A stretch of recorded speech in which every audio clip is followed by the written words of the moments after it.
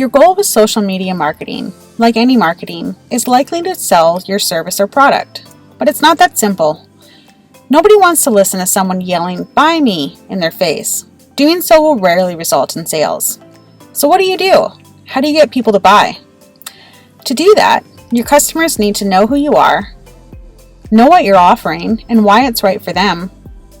They need to like your brand and want to have a relationship with you. And they need to be able to communicate with you and have their questions answered quickly and with great service. This is how social media marketing helps us. Now let's talk about how we do this. A good way to help yourself plan is by identifying content pillars. These are buckets of content you want to share. Each bucket focuses on a different topic or theme. For example, if you run an Indigenous tourism business or organization, your 4 content pillars could be Indigenous tourism or just tourism in general, information about Yukon, brand information and behind the scenes, and promotional. Your Indigenous tourism and tourism in general bucket or content pillar is where you can share updates and information from partners, media outlets, and so on. Is there an article that discusses respectful travel practices that aligns with your brand? Maybe you come across some tips for an activity you offer, such as how to dress while hiking. There is so much existing content out there that you can share, which helps your audience look to you not only as a potential trip, but as a resource. A reason your audience is interested in your business or organization is your location. The Yukon bucket or content pillar is where you can highlight what makes Yukon so special by sharing existing content or creating new content. Facts about the midnight sun. Maybe a river you take your guests on has an Indigenous name with a story attached to it. This is the perfect opportunity to educate and engage your audience with Yukon facts. Sharing more about your brand and behind-the-scenes content is a great way to get your audience invested in your business or organization. This is where you can show what makes your operation unique. It's not just about what's for sale. You're building the story of why what you're selling is so valuable for the customer. You can share photos, videos, and guest testimonials showcasing why your operation is one to consider. And finally, your promotional bucket or content pillar is your opportunity to share what you offer. Link to packages on your site, highlight opportunities. This is where you can drive your sales. Artists can have similar content pillars. For example, you can focus on Indigenous art or art in general, information about your mediums, brand information and behind the scenes, and promotional. Outlining your content pillars will help you plan your content and avoid too much focus in one area. Okay, so you've identified your pillars. Now how do you translate these into actual posts? The first thing you want to do is find your voice and tone and stick to it. When writing, are you using the first person singular I? Or are you acknowledging more than one person with the first person plural we? Do you have a sense of humor, or are you more serious and straightforward? Is using slang acceptable?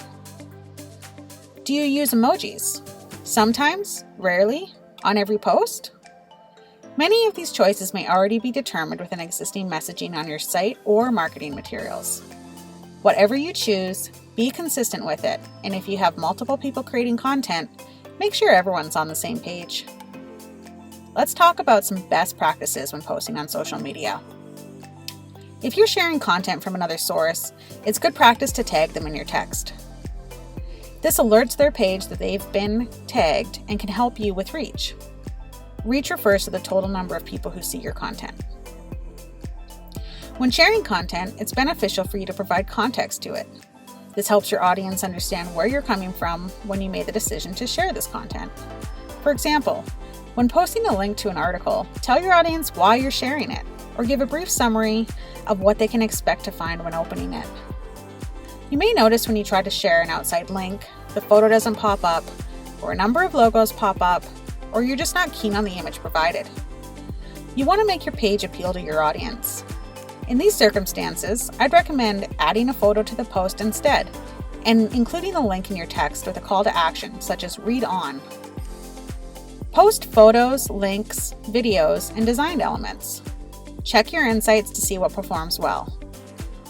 Avoid duplicating posts. This will reduce your organic reach. Always try to change your content up. If you have something specific to promote, be sure to spread it out and not post it back to back. Avoid engagement bait words, such as like, share, and comment. If you can, be brief with your posts. You want to captivate your audience within the first 3 lines of text. If you have more information, the audience will have to click read more to see the rest. Make it brief, make it interesting, and link to more information if applicable. Remember to be engaging. Ask questions. Encourage your audience to participate in the discussion. Facebook is a great place to ask questions. If you're thinking about adding a new experience to your business but aren't sure if there's an appetite for it, ask your audience. It's a direct line to existing and potential guests. Thinking of adding a cultural presentation to your cultural center and are unsure how long to make it? Put out a poll to ask your audience their opinion. Exploring different mediums or styles but want to appeal to your customers? Ask their feedback. Be creative. Just because you haven't done it before doesn't mean it isn't a good idea. So now you've posted. Your job is done. Sorry, not yet. Now you'll want to monitor your interactions and respond to them.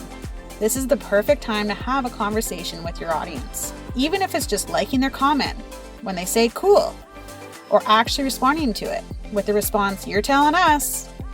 Followers don't want to be following a page who just talks at them. Show them there's a person on the other side of the screen. Set yourself a timeline for monitoring and responding that you can hold yourself accountable to. It's recommended to respond within 24 hours, so checking on your page daily is a good idea.